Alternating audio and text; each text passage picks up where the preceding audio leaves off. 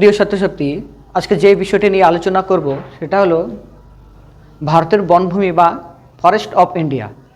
আমরা যদি প্রথম দিকে দেখি যে স্বাভাবিক উদ্ভিদ বা উদ্ভিদ বলতে কি বুঝি, যে মানুষের হস্তক্ষেপ ছাড়া যখন প্রকৃতিতে আপনা আপনিভাবে কোনো উদ্ভিদ জন্মগ্রহণ করে তাকেই আমরা বলছি স্বাভাবিক উদ্ভিদ।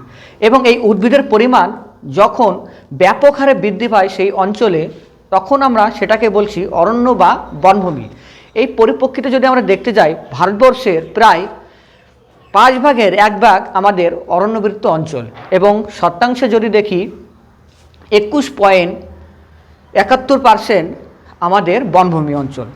এই বনভূমি গড়ে তোলার কিছু নিয়ন্ত্রক থাকে, বা যে বনভূমি গড়ে তোলার যে কারণগুলো গুরুত্বপূর্ণ সেইগুলো যদি আমরা বলি, প্রথমত হচ্ছে ভূমিরূপ, জলবায়ু, এর সঙ্গে জলবায়ুর যে উপাদানগুলো আছে বৃষ্টিপাত, উষ্ণতা, ভূমির ঢাল, এইসব হচ্ছে আমাদের বনভূমি নিয়ন্ত্রণের গুরুত্বপূর্ণ উপাদান। ভূমির ঢাল বলতে কি বোঝায়? আমরা যদি দেখি যে যেসব অঞ্চলে ভূমির ঢালটা খুব বেশি হবে সেই সব অঞ্চলে কি হয়, বনভূমির পরিমাণটা স্বাভাবিকভাবে কম হবে। কারণ কি, ভূমির ঢাল বরাবর সবুজ উদ্ভিদ বা স্বাভাবিক উদ্ভিদগুলো গড়ে উঠতে সমস্যা দেখা যায়।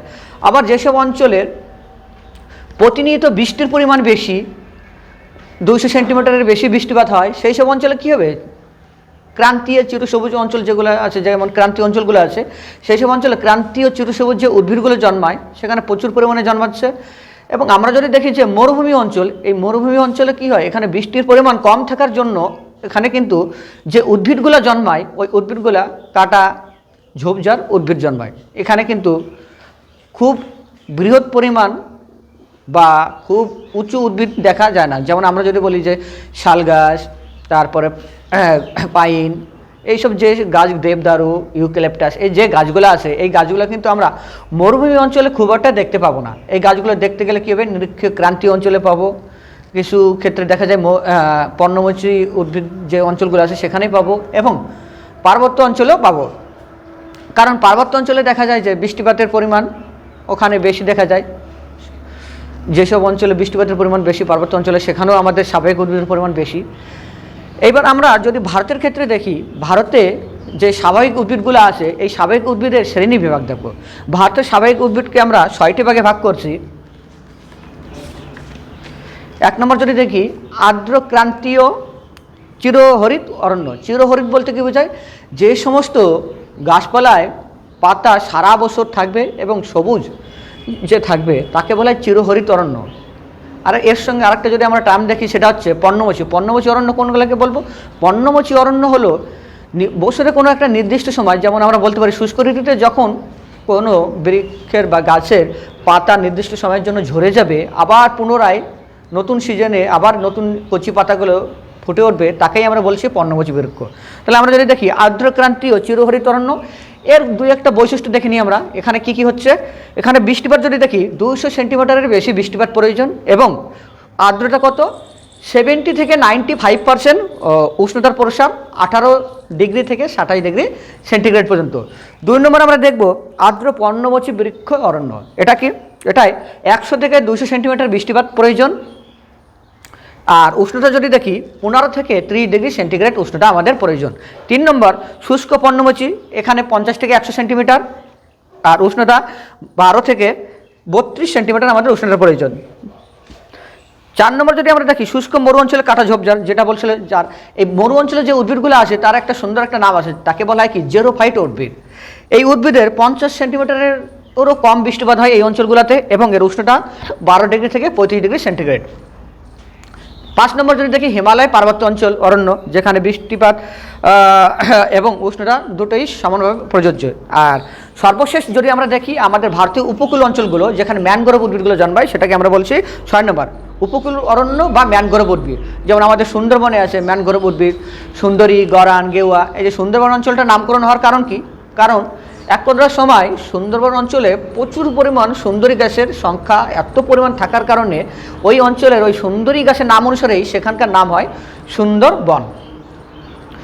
এবার আমরা এই বৃক্ষগুলি, যে আমাদের বৃক্ষগুলি আছে আর্দ্রক্রান্তীয় চিরহরিত অরণ্যের বৃক্ষ, এখানকার যে বৃক্ষ আছে তার কয়েকটি নাম জেনে নিই। একটা আছে শিশু, গরান, বাঁশ, উট, তৃণ, এগুলো এখানকার বৃক্ষ, প্রধান বৃক্ষ। আর এখানকার যে বনভূমিটা আছে সেই বনভূমির বৈশিষ্ট্য কি, এখানকার যে গাছগুলো আছে গাছগুলো অনেক লম্বা হবে, খুবই উঁচু হবে, এবং আমরা যদি দেখি ডালপালা কিন্তু একেবারে উপরে গিয়ে ডালপালা হবে। এবং এই স্তরটা এত ঘনবসতি হয়, এখানের যে বন জঙ্গলটা যে এত ঘনবসতি হয়, উপর থেকে মনে হয় একটা চাদরের স্তর সৃষ্টি করেছে, এবং সেটাকে আমরা ইংরেজিতে বলি ক্যানোপি বলা হয়, বা বাংলায় বলি চাদরের একটা স্তর সৃষ্টি হয়, এবং নিচে কিছু ঝোপঝাড় গাছ দেখা যায়। এবং এই অঞ্চলগুলো খুবই ঘনবসতিপূর্ণ, এখানে দুর্গম আর কি, যাতায়াত ব্যবস্থা খুব একটা ভালো হয় না, এবং কি হয় এখানে বৃষ্টিপাত এত পরিমাণে হওয়ার ফলে এই বনভূমিটারও যদি আমরা ব্যাপকতা দেখি যে বনভূমির পরিমাণটা খুবই বেশি হয়, গাছপালার পরিমাণ বেশি, এবং গাছগুলো খুব লম্বা লম্বা হয়। 2 নম্বর দেখতে পারি এইসব গাছ দিয়ে আমাদের কি হয়, আমাদের এখানকার অনেক আসবাবপত্র তৈরি করা হচ্ছে মানুষের, তারপরে চাহিদা মেটানো হচ্ছে, বিভিন্ন ধরনের চাহিদা। এখানে আবার যদি আমরা বলি যে মধু সংগ্রহ করা হয়, বিভিন্ন ধরনের কর্মকাণ্ডগুলা এই বনভূমি অঞ্চলের সঙ্গে যুক্ত আছে। 2 নম্বর যদি আমরা দেখি আর্দ্র পর্ণমোচী, এই আর্দ্র পর্ণমোচীর আমরা একটু আগেই বলছিলাম যে আর্দ্র পর্ণমোচীর যে বৃষ্টিপাত সেটা আমাদের 150 থেকে 200 সেন্টিমিটার আমরা অ্যাভারেজ ধরে নিচ্ছি। এবার এখানে কয়েকটা গুরুত্বপূর্ণ গাছ কী কী আছে, কয়েকটা গুরুত্বপূর্ণ গাছ জেনে নিতে হবে। আমরা আগে থেকেই বলি যে এই যে 6টা অঞ্চল, এই 6টা অঞ্চলের বৃষ্টিপাত কতটা প্রয়োজন এবং তাপমাত্রা কতটা প্রয়োজন। এই তাপমাত্রা, বৃষ্টিপাত সবথেকে গুরুত্বপূর্ণ দুটো উপাদান, এবং এর সঙ্গে ভূমির ঢালও নির্ভর করছে, মানুষের হস্তক্ষেপও নির্ভর করে, বিভিন্ন প্রাকৃতিক ঘটনা সেগুলোও নির্ভর করে। তার সঙ্গে সঙ্গে যদি আমরা দেখি যে এটা এই অঞ্চলগুলো মানুষের কতটা কাজে লাগছে, মানুষ কি এটাকে ব্যবহার করতে পারছে, যদি ব্যবহার করে থাকে মানুষ সেটা কতটা সঠিকভাবে ব্যবহার করছে, বা মানুষকে বৈজ্ঞানিকভাবে সেই বনভূমিটাকে প্রয়োজন অনুসারে মেটাচ্ছে, অথবা আমরা এটাও বলতে পারি যে নির্বিচারে গাছ ছেদন করা যেমন একটা বিশাল বড় সমস্যা, যেটাকে আমরা বলি ডিফরেস্টেশন বা অরণ্য ছেদন বলা হয়। এবার 2 নম্বরে যেটা বললাম আমরা কি আর্দ্র পর্ণমোচী অরণ্য, এখানে কয়েকটা গাছের নাম যেমন শাল আছে, সেগুন, বট, অশ্বত্থ, আম, জাম, এগুলো কাঁঠাল, যেমন আমাদের গ্রাম অঞ্চলেও দেখা যায় আম, জাম, কাঁঠাল, এগুলো কি হচ্ছে আমরা এটাকে কি বলছি আর্দ্র পর্ণমোচী বৃক্ষ। এর বৈশিষ্ট্য কি, যেমন আমাদের একটা অর্থনৈতিক প্রভাব পড়ছে, যেমন আমরা দেখা যায় অনেক ক্ষেত্রে আমের বাগানগুলো থেকে দেখতে পাচ্ছি আমরা, লিচুর বাগান, তারপরে কাঁঠাল, জাম, এই বিভিন্ন যে ফলগুলো আছে, ফলগুলো কি হয় আমরা ফল চাষের জন্য, ফলের জন্য এবং এটার উৎপাদন বৃদ্ধির জন্য কি হচ্ছে আমরা এই গাছগুলোকে রক্ষণাবেক্ষণ করছি, এবং অনেক ক্ষেত্রে এটার বাগিচা হিসেবেও চাষ করা হচ্ছে, যেমন লিচু বাগান, আম বাগান, এগুলা। এর ফলে অর্থনৈতিক দিক থেকে আমরা সমৃদ্ধ হচ্ছি, এবং কী ঘটছে গৃহস্থলীর যে জ্বালানির কাজগুলা, এই গাছগুলো থেকে কিন্তু জ্বালানির যে চাহিদা সেটাও মেটানো হচ্ছে। এবং যদি আমরা দেখতে পাচ্ছি যে এখান থেকে আসবাব জিনিস যেমন খাট, চেয়ার, টেবিল এসব তৈরি করা হচ্ছে, আবার অনেক ক্ষেত্রে আমাদের শিল্প কারখানায় যেমন পেপার তৈরি, সেই সব কাজেও আমরা এসব ব্যবহার করতে পারছি। 3 নম্বর যদি আমরা দেখি শুষ্ক পর্ণমোচী বৃক্ষ, এই অঞ্চলটা কি হচ্ছে এখানে বৃষ্টিপাতের পরিমাণ হালকা কম, যেমন আমরা ধরতে পারি যে এখানের বৃষ্টিপাত 100 সেন্টিমিটার বা 100 সেন্টিমিটারের কম বা হালকা বেশি হতে পারে। এই অঞ্চলের বৃষ্টিপাতের পরিমাণ হালকা থাকার জন্য এই অঞ্চলটাকে আমরা কি বলছি শুষ্ক। শুষ্ক মানে কি আর্দ্র, কোনো ভেজা ভেজা বা বৃষ্টির পরিমাণ খুব একটা বেশি থাকে না, সেই অঞ্চলকে আমরা শুষ্ক বলছি। এবং এখানে শীতের প্রাদুর্ভাবও দেখা যেতে পারে। এখানকার যে উদ্ভিদগুলো আছে সেই উদ্ভিদগুলো যদি আমরা দেখি 2-1টা,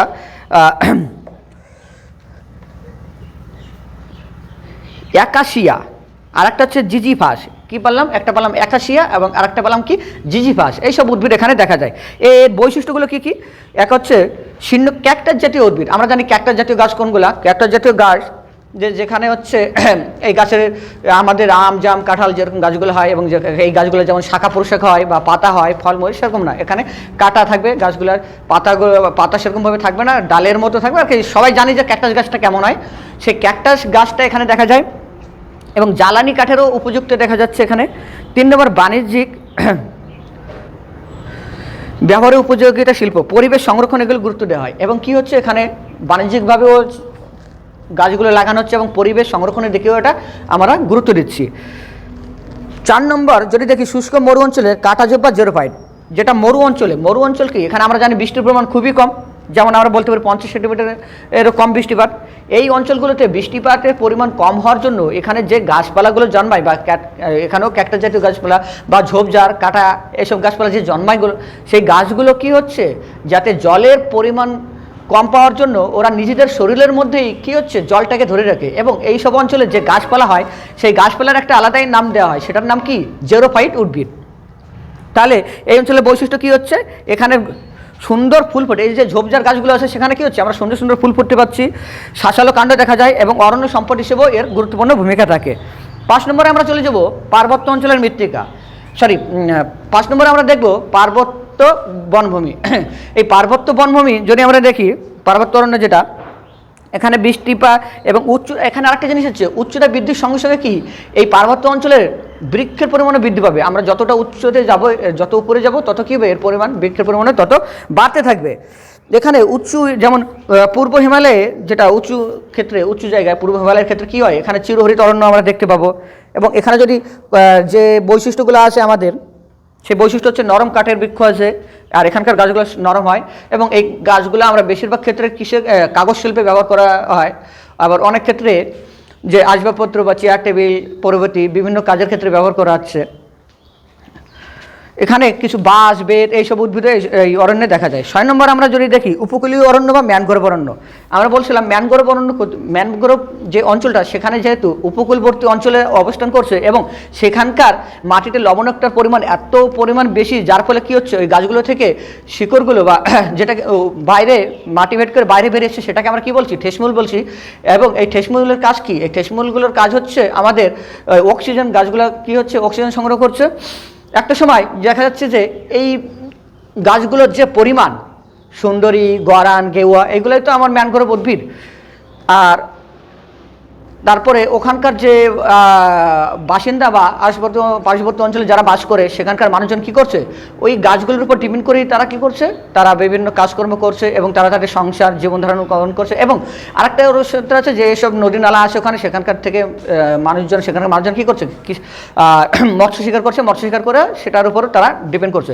এই ম্যানগ্রোভ যদি আমরা উদ্ভিদ দেখি, ম্যানগ্রোভ উদ্ভিদের কয়েকটা বৈশিষ্ট্য হচ্ছে কি, একটা হচ্ছে বৃক্ষের কাঠ খুব মূল্যবান। এই অঞ্চলে যে বৃক্ষগুলো আছে এবং এই কাঠগুলো কী হচ্ছে, খুবই মূল্যবান কাঠ, এর বাজার মূল্য খুবই বেশি। এবং যদি দেখি এখানে বিভিন্ন ধরনের ঔষধ বা ভেষজ দ্রব্য তৈরি করা হচ্ছে, এই উদ্ভিদগুলো থেকে ভেষজ দ্রব্য তৈরি করা হয় এবং এখানে পাওয়া যাচ্ছে মধু, মোম ইত্যাদি বিভিন্ন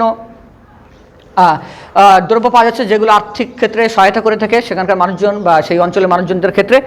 অবশেষে যদি আমরা দেখি এখানে 3টা জিনিস বৈশিষ্ট্য আর পাবো, একটা হচ্ছে শ্বাসমূল, একটা ঠেসমূল, একটা জরায়ু জঙ্গলগড়। ঠেসমূল এবং শ্বাসমূল বললাম। ভারতের ম্যানগ্রোভ অরণ্য আমরা যদি দেখি, ভারতের কতটুকু অরণ্য বা হেক্টর প্রতি যে এরিয়াটা আছে সেটা কতটা আছে সেটা আমরা দেখে নেব। সেটা হচ্ছে 4827 বর্গ কিলোমিটার অঞ্চল জুড়ে আমাদের এই অরণ্যটা আছে এবং এটাকে আমরা 15টি ম্যানগ্রোভ অরণ্যে ভাগ করছি। 15টি ম্যানগ্রোভ অরণ্য, এর মধ্যে কী কী আছে সেটা যদি দেখি, উত্তর আন্দামান, নিকোবর, অন্ধ্রপ্রদেশ, গোদাবরী, পশ্চিমবঙ্গের সুন্দরবন, কৃষ্ণা নদীর মোহনা, উড়িষ্যার ভিতরকনিকা মহানদী বদ্বীপ, তামিলনাড়ুর পিচারভরম, গোয়া, পয়েন্ট কালিমার, কর্ণাটকের কুন্ডাপুর, গুজরাটের কচ্ছ উপসাগর, কেরালার ভেম্বানাড এবং মহারাষ্ট্রের রত্নগিরি। এই 15টা হচ্ছে এখানকার ম্যানগ্রোভ, আমাদের ভারতের ম্যানগ্রোভ অরণ্য। এবার ভারতের বনশিল্পের উন্নতির কারণ, ভারতের বনশিল্প কি, ভারতবর্ষ একটা বিশাল বড় দেশ। আমরা জানি আয়তনের দিক থেকে ভারতবর্ষ হচ্ছে আমাদের 7ম স্থানে অধিকার করছে। প্রথমে রাশিয়া, দ্বিতীয় কানাডা, তৃতীয় চীন, চতুর্থ ব্রাজিল, পঞ্চম আমেরিকা, ষষ্ঠ অস্ট্রেলিয়া এবং 7ম নম্বরে আমাদের ভারতবর্ষ। এবং জনসংখ্যার দিক দিয়ে আমাদের ভারতবর্ষ 2য় স্থানে, চায়নার হচ্ছে 1ম স্থান এবং 3য় স্থানে আমাদের ভারতবর্ষ 2011 সালের আদমশুমারি অনুসারে, রিপোর্ট অনুসারে। তাই এত বড় একটা ভারতবর্ষ দেশ যেটা 7ম স্থান করে আয়তনে, এবং যদি আমরা এর সমভূমির পরিমাণ বা অথবা আমরা যদি বলি কৃষি জমির পরিমাণ বা উর্বর জমির পরিমাণ, কিন্তু আয়তনের যেসব দেশগুলো আছে সেই সব দেশ থেকে বলতে গেলে আমাদের ভারতবর্ষের বেশি এই জমির কার্যকারিতা বা উপকারিতার পরিমাণ হিসেবে যদি দেখি, সেই ক্ষেত্রে আমাদের ভারতবর্ষের জমির পরিমাণটা বেশি। যেমন আমরা যদি রাশিয়ার ক্ষেত্রে দেখি, রাশিয়াটা সবথেকে বড় পৃথিবীর মধ্যে আয়তনে এবং ওখানে কী হচ্ছে, অনেকটা অঞ্চল যেমন বরফের ভিতরে ঢাকা থাকে, অনেক অঞ্চল বরফের ভিতরে ঢাকা থাকছে এবং অনেক অঞ্চলে কৃষিকাজ হয় না, অনেক অঞ্চল অনুর্বর বা বিভিন্ন সমস্যা আছে, পাহাড় অঞ্চল আছে অনেকটা, আমাদের ভারতেও আছে, কিন্তু সেই পরিমাণ মানে ওই সব দেশের তুলনায় আমাদের ভারতবর্ষে এটা কম, কৃষির জমির পরিমাণ ভারতবর্ষে অনেকটা বেশি। 2 নম্বর উপযুক্ত পরিবহন ব্যবস্থা। এখানকার পরিবহন ব্যবস্থা আমরা বলতে পারি বর্তমান যুগে ভারতের পরিবহন ব্যবস্থা খুবই উন্নত। আমরা যদি জলপথ দেখি, স্থলপথ দেখি বা বিমান পথ, যে পথেই দেখি না কেন, আমাদের পরিবহন ব্যবস্থা বর্তমান দিকে খুবই উন্নত। 3 নম্বর দেখব যে এখানকার চাহিদা, আমাদের এখানকার বাজারে প্রচুর চাহিদা, আমাদের এখানকার কাঠেরও প্রচুর চাহিদা, বিভিন্ন দ্রব্য যেসব দ্রব্য হয় মোম যে ইত্যাদি ফল মূল সব কিছুর কী হচ্ছে প্রচুর চাহিদা রয়েছে ভারতবর্ষে, যেহেতু ভারতবর্ষের জনসংখ্যা এত বড় এবং এখানকার আয়তনটা এত বড় যে এখানে প্রচুর বড় বড় মার্কেট আছে, যে মার্কেটগুলোর কী হচ্ছে চাহিদা এখনও ধরে আছে। 4 নম্বর, এখানে বিভিন্ন কাষ্ঠভিত্তিক শিল্প আছে, যেমন নিউজ প্রিন্ট বলতে পারি, রেয়ন, খেলাধুলার সরঞ্জাম, এইসবের ক্ষেত্রে কী হচ্ছে আমাদের এই বনভূমির যেমন ক্রিকেট ব্যাট, স্টাম্প, এইসবের জন্য আমাদের কাষ্ঠের প্রয়োজন হয়। সেখানে কী হচ্ছে গাছগুলোরই আমরা কাজে লাগাচ্ছি। এবং বলতে পারি যে কৃষি ও বসতির ক্ষেত্রেও আমাদের গুরুত্বপূর্ণ ভূমিকা পালন করে। বসতির ক্ষেত্রে আমাদের এই বনভূমির উপকারিতা আছে, কারণ কি আমরা এই কাঠগুলো দিয়ে আমরা ঘরের বিভিন্ন আসবাবপত্র তৈরি করা হচ্ছে আমাদের ভারতবর্ষে দেখা যায়, চেয়ার, টেবিল, তারপরে খাট বলতে পারি, যেসব দ্রব্যাদি আরও বিভিন্ন দ্রব্য তৈরি করা হচ্ছে। বনভূমির হ্রাস আমরা যদি দেখি, বর্তমানে ভারতবর্ষের এই জনসংখ্যা ক্রমবর্ধমান হারে বৃদ্ধি পাওয়ার ফলে কী হচ্ছে বনভূমির পরিমাণ হ্রাস হচ্ছে। একদিকে এই জনসংখ্যা বৃদ্ধির ফলে কী হচ্ছে খাদ্যদ্রব্যের চাহিদা হচ্ছে, বাসস্থানের চাহিদা বাড়ছে। এই জিনিসগুলোর চাহিদা বাড়ার ফলে অথবা যানবাহনের যে যোগাযোগ ব্যবস্থা তার পরিমাণ উন্নত হওয়ার ফলে কী হচ্ছে আমরা বর্তমানে প্রতিনিয়ত বৃক্ষছেদন হচ্ছে ভারতবর্ষে, এবং এটা অবৈজ্ঞানিকভাবে বৃক্ষছেদন হচ্ছে, যার পরিণামে কী হচ্ছে ভারতবর্ষে অরণ্য আস্তে আস্তে আস্তে ধ্বংসের দিকে বা হ্রাসের দিকে যাচ্ছে। এটাকে আমরা যখন বলি যে কোনো একটা অঞ্চলের অরণ্য ধ্বংস হয়ে যায় বা একেবারে শেষ হয়ে যায়, তখন তাকে বলা হয় অরণ্য ছেদন বলা হয় বা ডিফরেস্টেশন বলা হয়। ওই দিকটা আমাদের ভারতবর্ষের ক্ষেত্রে অনেক অঞ্চলে কী হচ্ছে বনভূমি একেবারেই বলতে গেলে কেটে ফেলার ফলে একেবারেই নেই। কারণ কি জনসংখ্যার চাহিদা বৃদ্ধি পাওয়ার ফলে তাদের চাহিদাও বৃদ্ধি, এবং চাহিদা যখনই বৃদ্ধি পাবে তখন কী হচ্ছে দিনের পর দিন বনভূমি কাটা হচ্ছে। ওই জন্য আমরা যদি বলি যে 1952 খ্রিস্টাব্দে জাতীয় অরণ্য সংরক্ষণ নীতি আমাদের গৃহীত হয়, যে এই নীতিতে বলা হয় যে আমরা গাছ কাটতে পারবো না, যদি প্রয়োজন অনুসারে এবং যেগুলো প্রয়োজনে লাগবে সেই পর্যায়ে কাটতে পারবো। তারও কিছু নিয়ম বিধি আছে, যে সেই গাছটা কাটার উপযুক্ত কিনা, তার পরিপ্রেক্ষিতে আরও 10টা গাছ লাগানো যাবে কিনা, বিভিন্ন যেমন আমরা যদি বলি বনভূমি সংরক্ষণ যে আইন আছে সেই আইনে বিভিন্ন ধরনের নিয়মকানুন আছে, সেটা পরিপ্রেক্ষিতে যদি আমরা মানুষ মেনে চলি এবং আমাদের যে মানুষজন আছে তারা যদি সচেতনভাবে চলে এবং গভর্নমেন্টভাবে আমাদের সরকার যদি সঠিকভাবে পদক্ষেপ নেয়, তাহলে কী হবে আমাদের ভারতবর্ষটা যে ভবিষ্যতে যে প্রবলেমের দিকে এগোচ্ছে বা সমস্যার দিকে এগোচ্ছে বনভূমি নিয়ে, সেই বনভূমির সমস্যার দিকে হয়তো পড়বে না। ভারতে অরণ্য হ্রাসের কারণগুলো কী কী? এক, কৃষিকার্য জানি যে কৃষিকার্যের বা কৃষিক্ষেত্র বৃদ্ধি করার ফলে অরণ্যভূমি পড়ে যায়। যেমন আমরা যদি দেখি যে একটা ঝুম চাষ, এই ঝুম চাষ আসছে কি একটা প্রাচীন পদ্ধতি, এটা পূর্ব ভারতে দেখা যায় যে পাহাড়ি অঞ্চলগুলো সেখানকার মানুষজন কী করছে যে কোনো একটা বনভূমিকে পুড়িয়ে দিয়ে কিছু কয়েক বছর চাষাবাস করার ফলে, এবং যখন দেখছে যে শেষ পর্যায়ে ওখানে আর জমির উর্বরতা থাকছে না, কৃষিকাজ হচ্ছে না, তখন ওই জায়গাটা ছেড়ে তারা আরেকটা পাহাড়ি অঞ্চলে সেখানে যাচ্ছে, সেখানেও বনভূমি পুড়িয়ে চাষাবাস করছে। এই যে বনভূমিগুলো পুড়িয়ে কৃষিকাজ তৈরি করা হচ্ছে বা চাষবাস করা হচ্ছে, এই যে পদ্ধতি প্রাচীন পদ্ধতি, এটাকেই আমরা বলা হয় ঝুম চাষ। এবং আমাদের সমভূমি অঞ্চল সেই একই ক্ষেত্রে কৃষি জমির পরিমাণ বৃদ্ধি করার ফলে কী হচ্ছে প্রতিনিয়ত আমরা বনভূমিকে কেটে ফেলছি। 2 নম্বর যদি দেখি শিল্পক্ষেত্রে স্থাপন, বিভিন্ন শিল্প কলকারখানা গড়ে তোলার জন্য কী হচ্ছে আমাদের বনভূমির উপর প্রভাব পড়ছে এবং বনভূমি কাটা হচ্ছে। 3 নম্বর যদি দেখি বাঁধ নির্মাণ, কাষ্ঠ শিল্প, বিভিন্ন ক্ষেত্রে বন সংরক্ষণ, আমরা ফরেস্ট কনজারভেশন অফ ইন্ডিয়া যে পদক্ষেপ রয়েছে, আমরা বনগুলোকে কীভাবে সংরক্ষণ করব, যে আমি একটু আগেই বললাম যে বনভূমিকে আমরা সংরক্ষণ করতে পারবো যদি কিনা যে আমাদের বনভূমি যে আমাদের জাতীয় অরণ্য যে সংরক্ষণ নীতি আছে সেই নীতির নিয়মগুলো যদি আমরা পালন করি, সরকার যদি সঠিক পদক্ষেপ করে এবং মানুষ যদি সচেতন হয় এবং আমরা যদি আমাদের পরবর্তী যে জেনারেশন তাদের কথা, ভবিষ্যৎ প্রজন্মের কথা মাথায় রেখে যদি বনভূমিকে ব্যবহার করতে পারি, তাহলে কিন্তু আমরা অনেকটাই এই সমাধান থেকে মুক্তির একটা পথ বের করব। এবং এই যে এর মধ্যে আছে বসতি এলাকায় বন সৃজন, কী হচ্ছে যেসব পতির জমিগুলো আছে সেখানে কি হচ্ছে সেই পতির, যেমন শ্মশান বলতে পারি, কবরস্থান, গির্জা, মন্দির, এইসব যেসব রয়েছে, স্কুল, কলেজ, মাঠ, সেই সব অঞ্চলে কী হচ্ছে যে ফাঁকা এরিয়াগুলো আছে সেখানে বনভূমি লাগাতে হবে। এবং আমরা বলতে পারি যে রাস্তার দুই ধারে বনভূমি, রেল লাইনের দুপারে বনভূমি, নদীর দুপারে গাছ লাগিয়ে এইভাবে আমরা বনভূমির পরিমাণ বৃদ্ধি করতে পারি। এবং কৃষি বন সৃজন মানে কৃষিকাজের পাশাপাশি আমরা কৃষি যে জমিটা আছে, আমাদের যে কৃষি জমি সেটা আছে, সেই জমির চারদিকে যদি আমরা গাছ লাগাই দিতে পারি, তার ফলেও কৃষি বন সৃজন গড়ে তোলা যায়।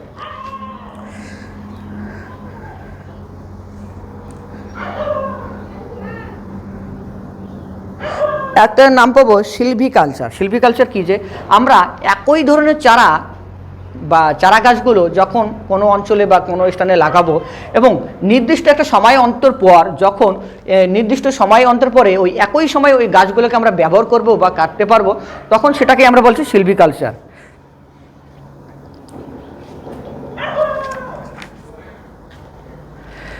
বলছে অরণ্যের বাস্তুতান্ত্রিক ও অর্থনৈতিক গুরুত্ব। এই যে অরণ্যটা আছে, এই অরণ্যের অর্থনৈতিক গুরুত্ব বা বাস্তুতান্ত্রিক গুরুত্ব কি, এখানে আমরা যদি বলতে পারি হ্যাবিটেট হিসেবে বা বাসস্থল হিসেবে ব্যবহার। আমরা কি করছি, যে আমাদের বনের মধ্যে যেসব আমাদের জীবগুলো, যেমন পশু পাখি সরীসৃপ কীট পতঙ্গ খরগোশ হরিণ বাঘ প্রভৃতি আছে, এরা কি হচ্ছে, এটা এদের আবাসস্থল। এবার এই বনভূমি যদি হারিয়ে যায়, বনভূমি যদি না থাকে, তাহলে এই বন অঞ্চলে যেসব প্রাণীরা থাকে তারা তাদের আবাসস্থল হারাবে এবং তারা একটা সংকটের মুখে পড়বে।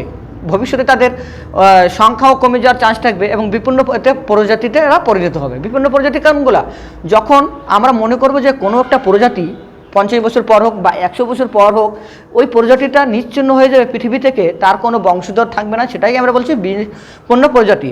এর জন্য আমাদের রেড ডাটা বুক আছে, তারপর গ্রিন ডাটা বুক, এইসবে কী আছে, এই বিভিন্ন প্রজাতিদের নাম এবং তাদের থেকে কি করে তাদেরকে সংরক্ষণ করা যাবে সেই সব নিয়ে আলোচনা আছে।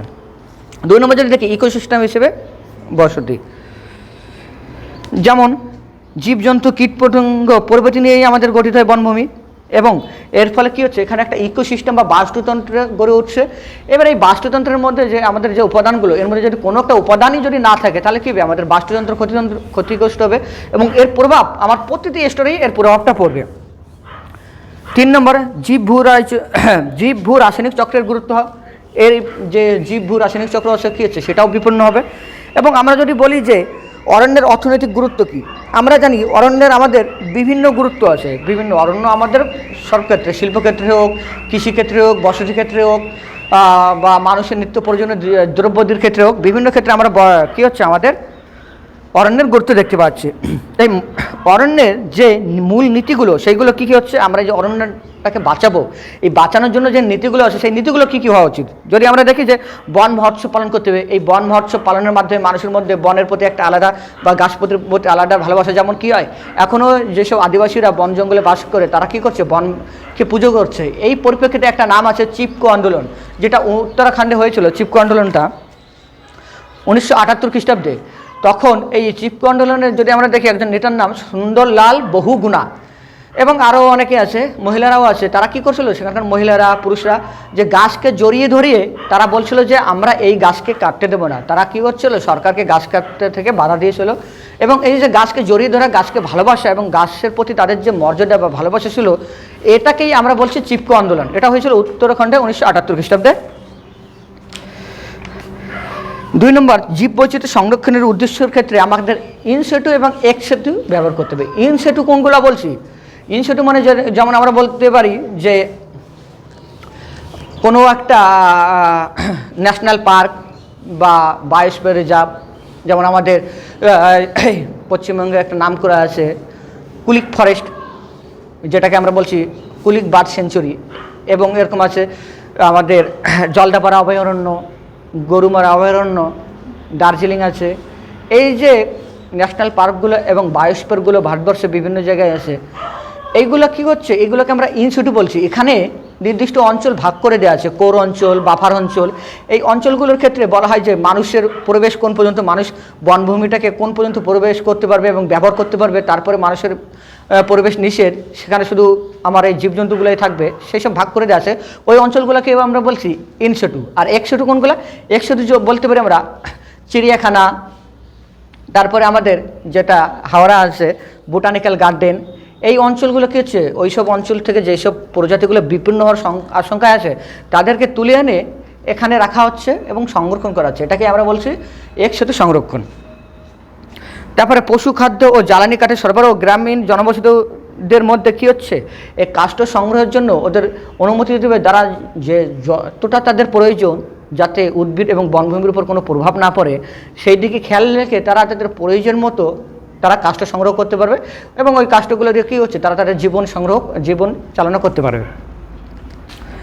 মৃত্তিকা সংরক্ষণের উপর গুরুত্ব। এবার মৃত্তিকা সংরক্ষণ করছে, কীভাবে মৃত্তিকা সংরক্ষণ করছে? এই যে আমার বৃক্ষগুলো, বড় বড় গাছগুলো, তাদের তাদের শিকড়ের মাধ্যমে কী হচ্ছে, মৃত্তিকাকে ধরে রাখছে, চেপে রাখছে। এর ফলে কী হচ্ছে, বন্যা হওয়ার পরে ওই অঞ্চলের যে মৃত্তিকা সেটা ধুয়ে যেতে পারে না। কারণ কি, গাছ তার শিকড়ের সাহায্যে চেপে রাখছে। ওই জন্য বলছে মৃত্তিকা সংরক্ষণ করা যেতে পারে। ওই জন্য দেখা যায় যে আমরা দেখতে পাই যে নদীর পাড়ার অঞ্চল বা যেখানে ভাঙনের সম্ভাবনা আছে সেই সব অঞ্চলে বড় বড় গাছ লাগিয়ে বড় বড় বৃক্ষ তৈরি করে সেই সব রোধ করা যাচ্ছে।